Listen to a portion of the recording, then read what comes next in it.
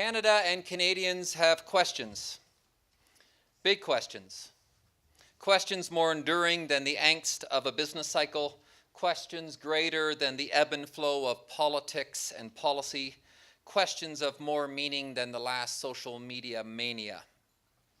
In some ways, these questions belie the big questions of life. Who am I? Who are we, and for what purpose are we here? Ironically, though, these big questions show up with more intensity and immediacy as we face more complex social challenges and as the issues of the front pages of the news leap into our lives and knock on our own doors.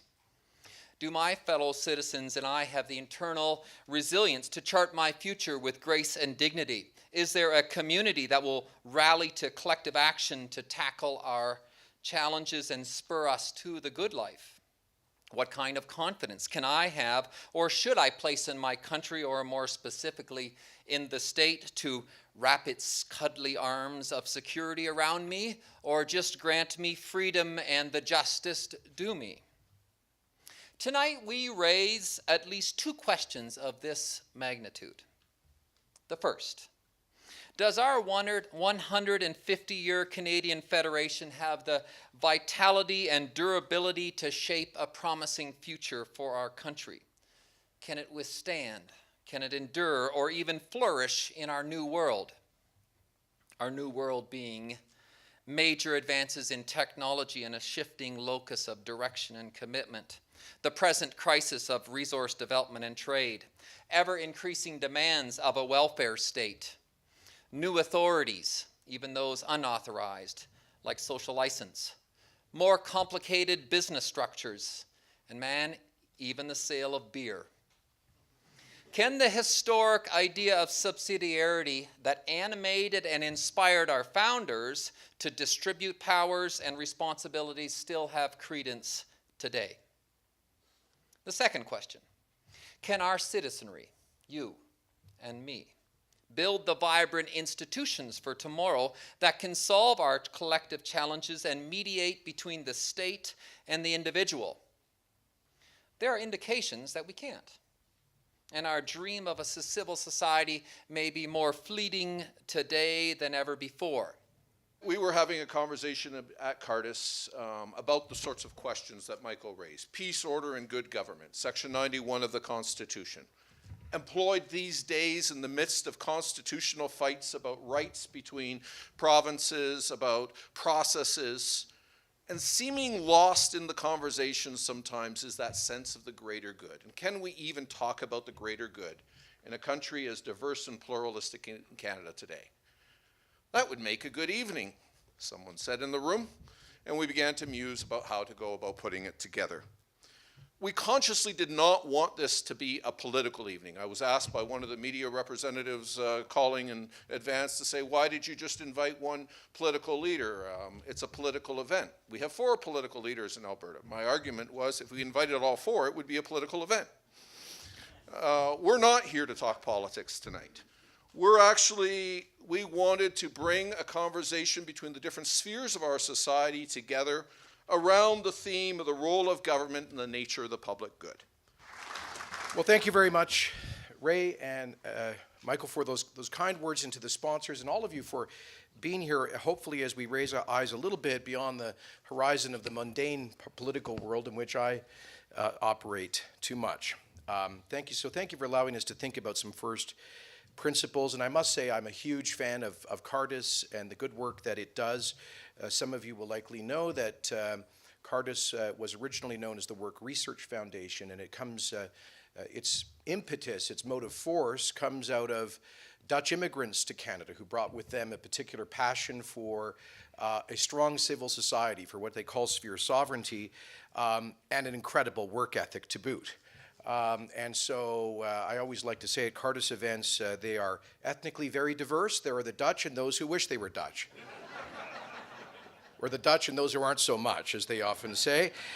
So thank you for allowing the token Irishman up here to take the podium for a bit. Let me begin by the title I've been given, which is Peace, Order, and Good Government. Of course, the defining theme of the British North America Act, Canada's original Constitution Act. You may be interested to know that peace, order, and good government, or POG, was used in the British colonies beyond Canada, in New Zealand, Australia, in South Africa, and in Ireland. It was used as a term to confer general legislative authority. But in Canada, in particular, it has become something more than that. It has become to typify or summarize our approach to statecraft. We read in that clause a tradition of moderation, a preference for ordered development rather than revolutionary change, and an acknowledgement that government is for the common good. We consider it a distinct advantage of our Canadian patrimony. The peace, order, and good government phrase belongs in the part of our Constitution dealing with the division of powers. Section 91 in particular, which deals with the powers of the federal government, and Section 92 that enumerates the complementary provincial powers. As you well know, disputes between the federal and provincial governments have been a mainstay of Canadian political culture, and more recently between provinces and provinces, but I won't get into that. But tonight I wish to suggest that Sections 91 and 92 are not just a matter of technical assignation of jurisdiction, but rather, I think we can read here a vision of how to work together, of how to accommodate differences, and still yet within diversity to have a common overarching vision, to capture that vision of the United Empire Loyalists who founded English Canada at the end of the 18th century of unity in diversity. I'm aware that when I speak at a Cardus event, it's obligatory to refer to the Dutch Reformed tradition of Abraham Kuyper. Many good students here I can see, who spoke of the great notion of the spheres of sovereign action. The Dutch Reformed tradition identified with Kuyper, who was both a theologian and a prime minister, speaks of sphere sovereignty to describe that same principle of pluralism, not as a vision of government alone, but of the entire social order. It's not enough to have the principle of pluralism in levels of government. Rather, we must recognize that there are spheres of social action entirely outside of the state, and that have their own essential contribution that they make to the common good. For Kuyper, the government could only satisfy the common good alone if all that we had in common was that we were subject to the same government. But we have, as people, many higher and prior bonds to the community, to communities, beginning with the first community, as Aristotle called it, the family, and including our communities of faith, of commerce, of culture, of common purpose. Another term, perhaps more commonly used, that describes this notion is civil society. Civil society addresses the bonds that people form around common missions and common goals. And these societies are what comprise society writ large. Indeed, society writ large is not something that we encounter as often as the numerous societies in which we live. Our families, schools, companies, faith communities, sports teams, music groups, fraternal associations, social clubs, charitable ventures, what Edmund Burke famously called the little platoons. When he said in his reflections on the revolution in France, quotes, "To be attached to the subdivision, to love the little platoon we belong to in society is the first principle, the germ, as it were, of public affection. It is the first link in the series by which we proceed towards a love of our country and towards a love of mankind." So, with that in mind, as the leader of a new conservative party, I'm aware, very aware, of what I think is a false caricature of how modern conservatives think about society. Namely, that creativity, initiative, and responsibility lie only and exclusively in the market, and that government is a threat to all of that. This, I believe, is a kind of a thin, libertarian misconception of government that is something of at best, a necessary evil.